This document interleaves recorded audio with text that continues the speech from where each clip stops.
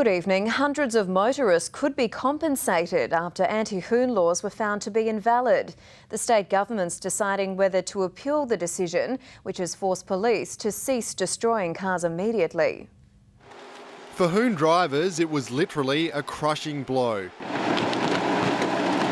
The then Attorney General giving police powers to not just seize vehicles, but destroy them. We had an epidemic of hoon driving in South Australia and we responded correctly at the time. But when serial drink driver Graham Bell chose to fight the legislation, his lawyer found an apparent flaw. It seemed to me that the police had been given a power which really belonged to the court. Chief Justice Chris Kourakis agreed and yesterday overturned an order against Mr Bell, claiming the government's legislation had taken discretion away from magistrates and applied a double punishment to offenders.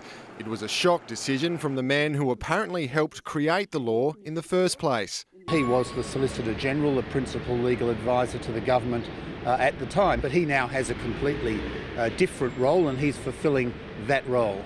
The role of police is to obey his ruling. Until the judgment has been reviewed by the Attorney General's Department, we will not be making any forfeiture orders. But the damage is already done.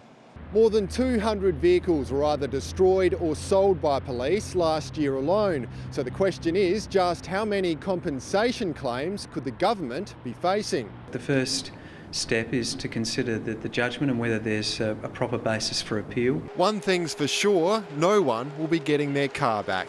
Ben Avery, 9 News.